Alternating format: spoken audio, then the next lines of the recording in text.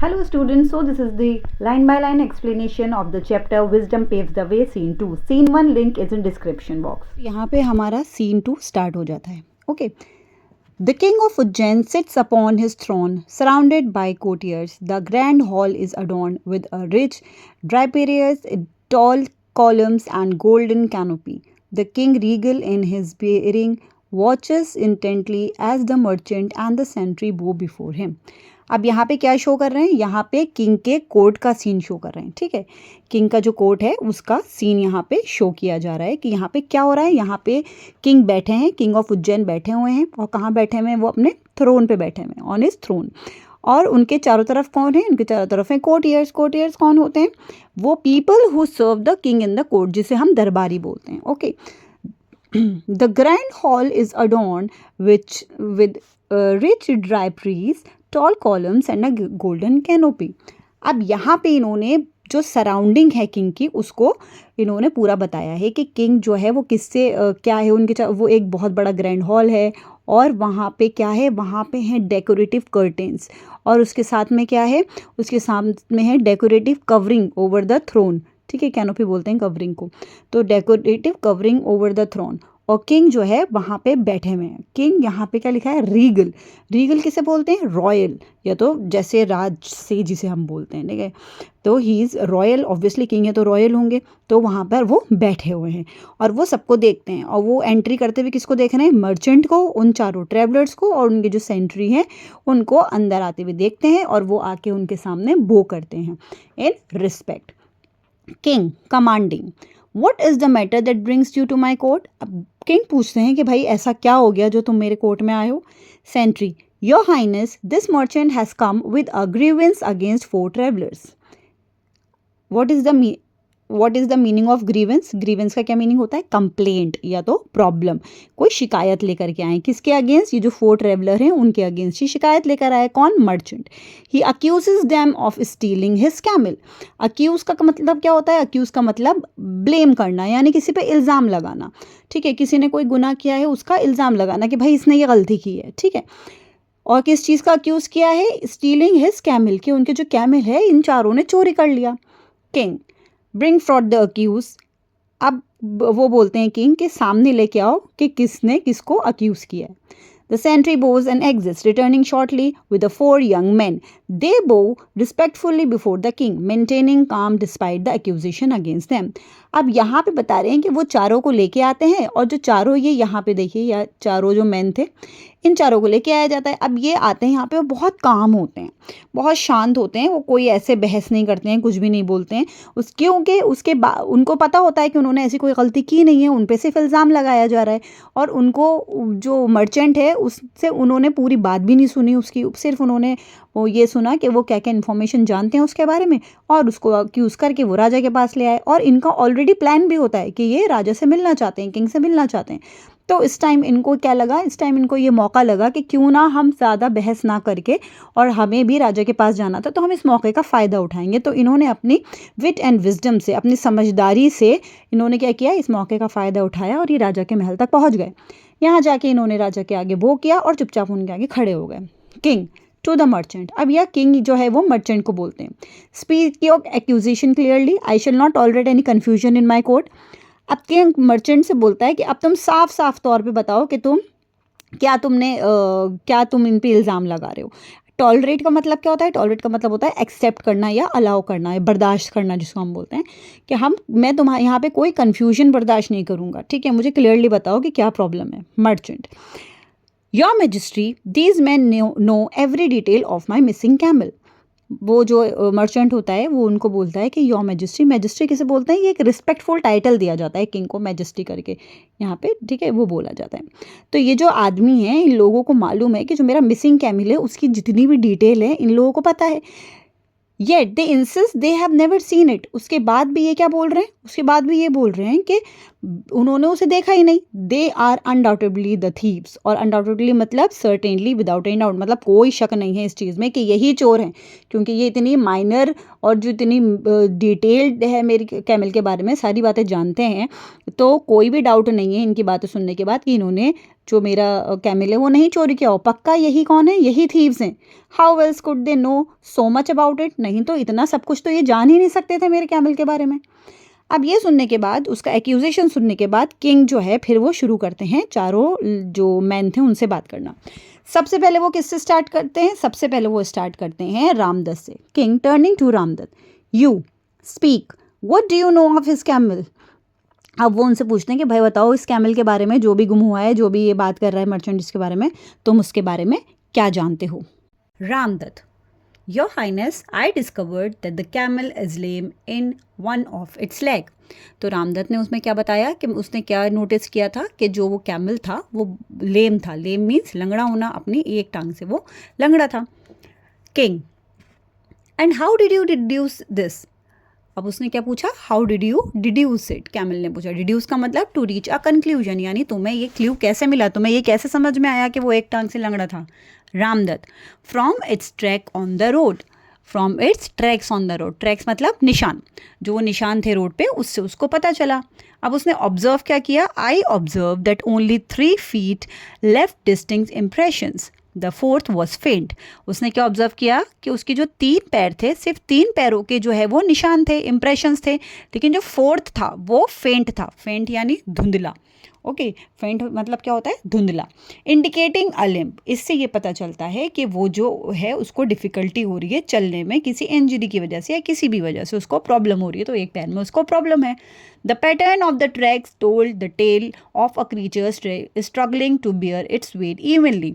तो जो भी पैटर्न था ट्रैक का, जिस तरह से मुझे दिख रहे थे, उसके जो चारों पैर हैं उनमें से 3 के प्रॉपर इंप्रेशन दिख रहे थे, बट एक का नहीं दिख रहा था, वो थोड़ा फेंटेड था। तो ये पूरी कहानी बता देते हैं यहाँ पे, जो ये टेल है TALE, इसका मतलब कहानी, स्टोरी बता देना, ठीक है। ये पूरा स्टोरी बताते हैं कि जो भी क्रिएचर था उसको बहुत प्रॉब्लम हो रही थी चलने में, अपना वेट कैरी करने में। किंग ये सुनता है, ही नॉडिंग केयरफुली, अब सॉरी नॉडिंग थॉटफुली, अब वो अपना जो सर है वो सुन के अपना सर नॉड करता है कि ओके। इम्प्रेसिव ऑब्जर्वेशन, वो बहुत ज़्यादा इम्प्रेस होता है इस ऑब्जर्वेशन से।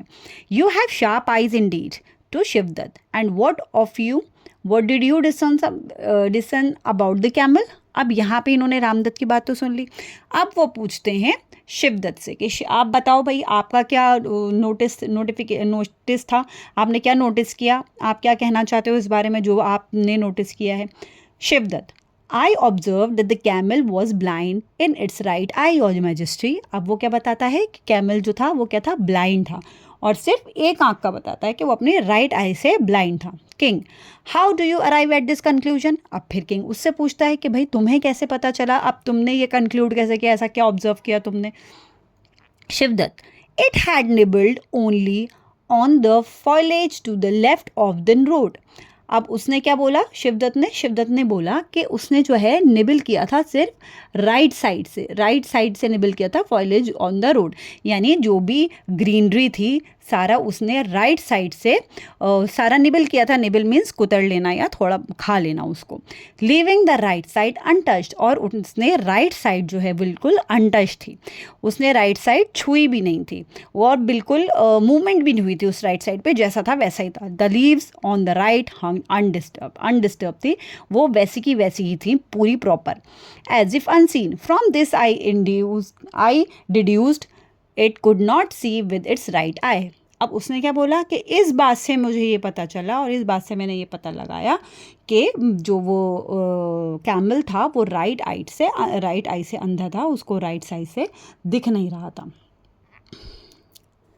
King smiling, well reasoned indeed, such detail is not easily noticed by a casual traveler।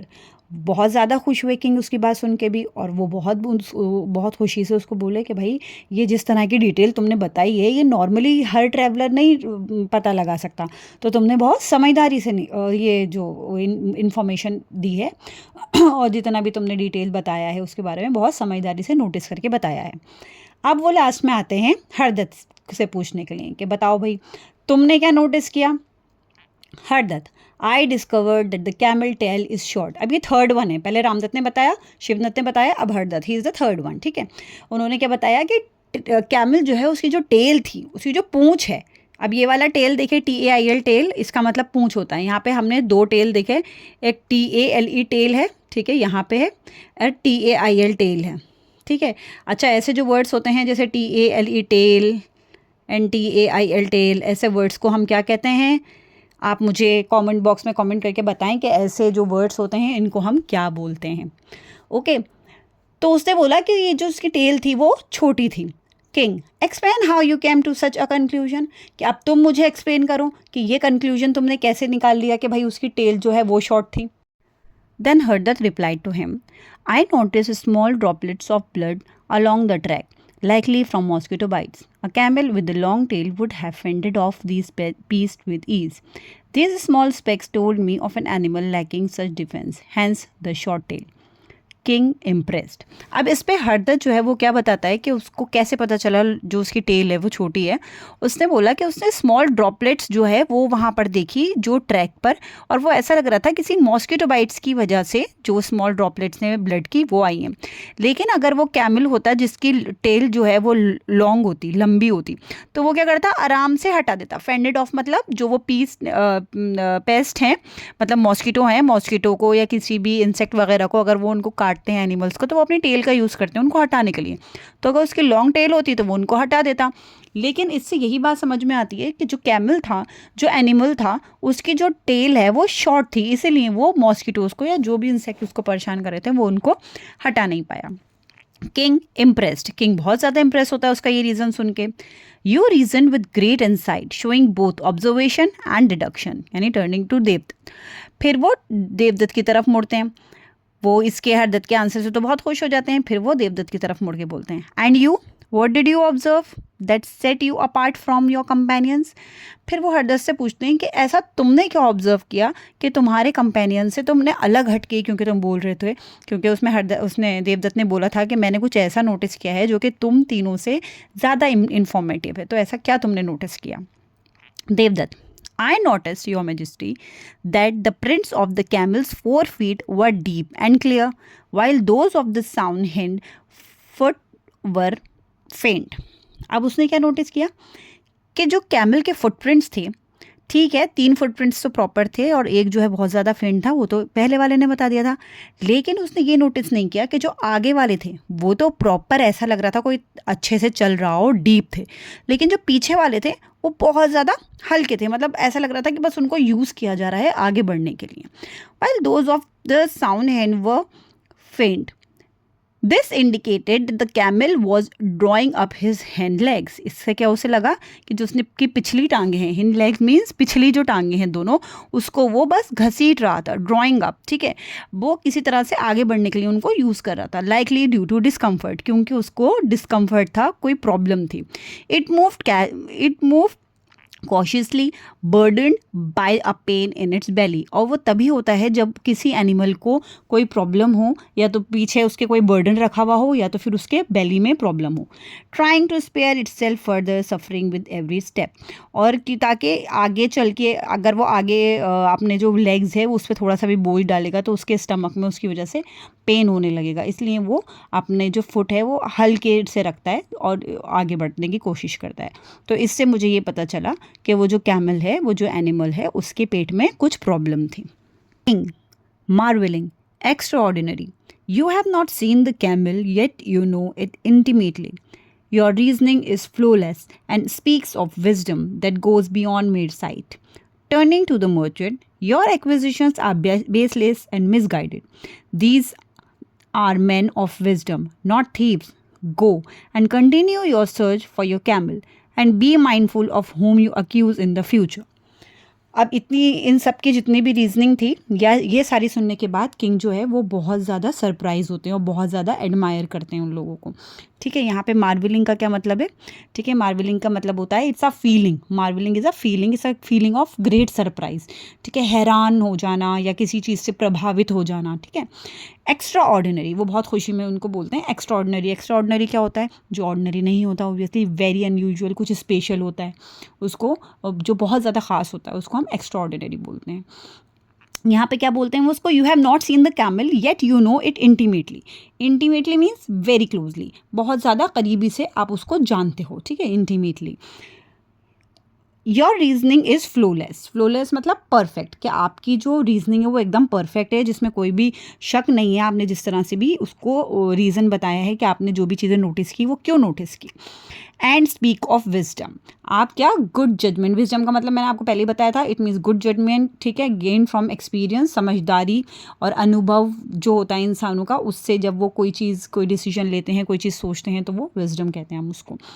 उसके बाद वो मर्चेंट की तरफ मुड़ते हैं और मर्चेंट को बोलते हैं कि your acquisitions are baseless. Acquisition यानी जो आपने इनके ऊपर इल्ज़ाम लगाए हैं, क्लेम कराया आपने कुछ कि इन्होंने कुछ गलत किया है, इल्ज़ाम लगाया, तो वो बिल्कुल बेसलेस है, जिसका कोई मतलब ही नहीं है और आप मिसगाइड हुए हो। और इन्होंने क्या बोला, these are the man of wisdom not thieves, कि ये चोर नहीं है। अब फिर वो मर्चेंट को बोलते हैं कि आप जाओ और अपना सर्च जो है कैमल के लिए कंटिन्यू करो, and be mindful of whom you accuse in the future. और आप बी माइंडफुल मतलब आप जो भी कर रहे हो तो सोच समझ के किसी पे इल्ज़ाम लगाओ कि आप किस पे क्या इल्ज़ाम लगा रहे हो। Merchant. The merchant, chastened and embarrassed, bowing deeply and exit, his face red with shame. अब ये सुनने के बाद मर्चेंट जो है वो बहुत ज़्यादा, उसको शर्मिंदगी होती है और उसको लगता है कि हाँ मैंने कोई गलती की है। जो गलती के बाद हमें थोड़ा पछतावा होता है ना, कह रहे हैं हमने ये क्या कर दिया, गलत कर दिया, उसको हम क्या बोलते हैं, चेस्टेंड बोलते हैं। एम्बेरेस यानी शर्मिंदगी होना। और वो उनके आगे झुकता है और चुपचाप वहाँ से चला जाता है। उसका फेस जो है वो शर्म से लाल हो जाता है, red with shame. King to the four man, फिर किंग जो है वो उन चारों लोगों से बोलते हैं, you have demonstrated remarkable intelligence and the ability to see beyond the obvious, कि आपने क्या करा है, यू हैव डिमॉन्स्ट्रेटेड। डिमॉन्स्ट्रेटेड का मतलब क्या होता है, डिमॉन्स्ट्रेटिव मतलब कुछ प्रूफ करना, ठीक है, कुछ दिखाना या प्रूफ करना, कुछ साबित करना। Remarkable intelligence, remarkable means worth noticing, ठीक है, रिमार्केबल मतलब कि बहुत ख़ास, जैसे आपने जो भी बात बताई है वो बहुत ही ख़ास बताई है, ये रिमार्केबल है और नोटिस करने वाली बात है। Because it is very good, जो भी उन्होंने रीजनिंग बताई थी वो ऐसी थी कि जो यूजुअल नहीं है, कोई कॉमन बात नहीं है, बट बहुत अनयूजुअल है। Intelligence and ability to see beyond the obvious, beyond मतलब फर्दर, यानी जितना भी ऑब्वियस हो सकता है उससे ज़्यादा और उसके आगे का आपने सोचा और उसको देखा। Such minds are rare and highly valued in my court, और ऐसे जो माइंड होते हैं वो बहुत ज़्यादा रेयर होते हैं, रेयर यानी बहुत कम होते हैं, ऐसा नहीं है कि हर कोई ऐसा होता है, बहुत ज़्यादा कम होते हैं, और ऐसे लोगों की मेरी कोर्ट में बहुत ज़्यादा वैल्यू है। I extend to you the honour of becoming my adviser. अब वो क्या बोलते हैं, एडवाइज़र किसे कहते हैं, पीपल हु गिव एडवाइस, ठीक है, जो लोग एडवाइस देते हैं वो उनको ऑफ़र करते हैं कि मैं आपको ऑफ़र करता हूँ कि आप मेरे महल में एडवाइज़र बन जाएं। Your counsel shall guide my decision. Counsel means advice या तो फिर गाइडेंस, काउंसिल बोलते हैं, ठीक है, ये मेरे डिसीजंस को जो है आप गाइड कर सकते हो। And your wisdom shall be a beacon for my kingdom. Beacon मतलब signal someone to come closer, ठीक है। बैकॉन का क्या मतलब होता है, वो इशारा करके बुलाना, कि मतलब मेरे किंगडम के लिए बहुत ज़्यादा फ़ायदेमंद होगा और बहुत आपकी जो आपके अंदर जो भी आपके अंदर जो भी समझदारी है, ठीक है, आपको जितना भी एक्सपीरियंस है उससे आपके अंदर जो भी समझदारी आई है उससे मेरा जो महल है वो और ज़्यादा प्रॉस्पर करेगा और ज़्यादा अच्छा हो जाएगा। व्हाट डू यू से टू माई ऑफर, और वो उनको ऑफर करते हैं और फिर उनसे पूछते हैं कि आप बताओ मेरे ऑफर के लिए क्या बोलते हो, मतलब यू आर एक्सेप्टिंग इट और नॉट। रामदत्त स्टेपिंग फॉरवर्ड, तो रामदत्त आगे बढ़ते हैं, आगे बढ़ के क्या कहते हैं, your highness it is an honour we had not dare to dream of. बोलते हैं कि हाँ ये तो हमारे लिए बहुत इज्जत की बात है, हमारे लिए इज्जत की बात है, ऑनर मतलब इज्जत, और हमने ये सोचा भी नहीं था, ऐसा हम सोच भी नहीं सकते थे अपने ख्वाबों में भी। Shivdatt, we are humbled and deeply grateful for your trust in our abilities. Humbled का मतलब होता है less proud and more thankful, ठीक है, हम्बल मतलब less proud and more thankful, कि हमें ऐसे कोई घमंड नहीं हो गया आपकी बात सुन के, बट हम बहुत ज़्यादा थैंकफुल हैं आपकी बात सुन के। And deeply grateful for your trust in our abilities, आपने जो हमारी एबिलिटीज़ हैं, एबिलिटीज़ किसको कहते हैं, हम कोई स्किल्स या टैलेंट्स होते हैं किसी के अंदर, उसको हम एबिलिटीज़ कहते हैं, कि हम आपके बहुत ज़्यादा आभारी हैं कि आपने हमारी स्किल और एबिलिटीज़ पे अपना भरोसा दिखाया। To serve a wise and just ruler like yourself is a privilege we accept with all our hearts. फिर हरदत्त यहाँ पे बोलते हैं कि आप जैसे जो राजा हैं उनको हम एक्सेप्ट करते हैं, जितना मतलब आप जैसे समझदार और आप जैसे जस्ट रूलर यहाँ पे किसको बोला गया है, यानी उन्होंने जो भी फैसला लिया वो ऐसे नहीं किया कि ठीक है सिर्फ मर्चेंट की बात सुनी और उन्होंने फैसला ले लिया, लेकिन उन्होंने इंसाफ किया. जस्ट मीन्स इंसाफ करने वाला, ठीक है. ऐसे रूलर के यहाँ हम बिल्कुल भी इज़ अ प्रिविलेज. प्रिविलेज का क्या मतलब होता है? स्पेशल राइट, मतलब एडवांटेज हम जिसको बोलेंगे ना, एडवांटेज जो सबको नहीं मिल पाता है वो प्रिविलेज होता है, वो एक्सेप्ट करते हैं हम अपने पूरे दिल से. Devdutt, We shall dedicate ourselves to your service, offering our insight and counsel in all matters to see fit. अब यहाँ पे देवदत्त बोलते हैं कि हम डेडिकेट करेंगे अपने आप को. डेडिकेट मतलब किसी काम के लिए ख़ुद को पूरी तरह से दे देना. इट इज़ डेडिकेशन, ठीक है. पूरी तरह से डेडिकेट कर देना किसी काम के लिए. हम आपकी सर्विस में अपने आप को डेडिकेट कर देंगे और हम आपको क्या ऑफ़र करेंगे? इंसाइट एंड काउंसिल, मतलब हम जो भी मैटर होगा उसको अच्छे से स्टडी करेंगे, डीपली स्टडी करेंगे और आपको उसके बारे में गाइड करेंगे जितने भी मैटर होंगे. King rising from his throne. अब फिर किंग अपने थ्रोन से उठते हैं. Then let it be known across the kingdom that 4 new advisers stand by my side. May your wisdom shine upon Ujjain and guide us to prosperity. अब यहाँ पे फिर खुश हो जाते हैं किंग कि वो एक्सेप्ट कर लिया उन्होंने, वो अपनी जो थ्रोन है उस पे से उठते हैं और उसके बाद बोलते हैं कि हमें पूरे किंगडम को अक्रॉस द किंगडम, यानी पूरे किंगडम में ये ऐलान करा देना चाहिए कि मेरे पास अब 4 नए एडवाइज़र हैं, that is by my side, यानी मेरे साथ खड़े हुए हैं. और आपका जो विजडम है, जो आपकी समझदारी है, वो उज्जैन के लिए है. And guide us to prosperity, जो कि हमें प्रोस्पेरिटी की तरफ गाइड करेगी. प्रोस्पेरिटी क्या होता है? प्रोस्पेरिटी होती है सक्सेस, जिसमें वेल्थ और गुड फॉर्च्यून सब होता है, ठीक है. तरक्की और खुशहाली, prosperity. The court erupts in applause and the king steps down to greet his new advisors. जो वहाँ पे जितने भी कोर्ट में लोग होते हैं वहाँ पे तालियां बजने लगती हैं. अप्लॉज मीन्स क्लैपिंग, ठीक है. क्लैपिंग किसी की चीज़ को अप्रिशिएट करने के लिए जब हम क्लैपिंग करते हैं, that is applause. As the king steps down, और स्टेप्स डाउन यानी वो अपने थ्रोन पे ऊपर बैठे होते हैं तो वो नीचे की तरफ उतरते हैं. आप देख रहे हैं यहाँ पर किंग बैठे हुए हैं, यहाँ पे नीचे उतरने का रास्ता है, वो नीचे उतरते हैं और अपने जो 4 नए एडवाइज़र होते हैं उनको ग्रीट करने के लिए वो नीचे की तरफ उतरते हैं. The 4 men stand proud and humbled, their journey fulfilled in a manner they had never anticipated. उसके बाद यहाँ पे चारों जो हैं वो खड़े हुए हैं और बहुत ज़्यादा खुश हैं, बहुत ज़्यादा सेटिस्फाइड हैं. फुलफिल्ड, यहाँ पे देखिए जर्नी फुलफिल्ड लिखा हुआ है ना. क्या फुलफिल्ड है? मतलब वो संतुष्ट हो चुके हैं और खुशी महसूस कर रहे हैं. फुलफिल्ड, ठीक है. और बहुत ज़्यादा खुशी महसूस कर रहे हैं जो भी उनको अचीव हुआ है. उनको क्या अचीव हुआ है? कि वो किंग के एडवाइज़र बन चुके हैं. They had never anticipated. Anticipated का क्या मतलब होता है? एक्सपेक्टेड यानी जिसकी उम्मीद ना हो, वो एंटीसिपेटेड होता है. और किंग जाके उनको ग्रीट करते हैं, अपने किंगडम में वेलकम करते हैं as the 4 advisers. So this was the story and इसके क्वेश्चन आंसर्स मैं जल्दी ही आपको शॉर्ट वीडियोज़ में अपलोड करूँगी इंस्टाग्राम पे. आप जाके मेरा इंस्टाग्राम अकाउंट फॉलो कर लीजिए. Thank you for watching. Good bye, take care, have a nice day and best of luck.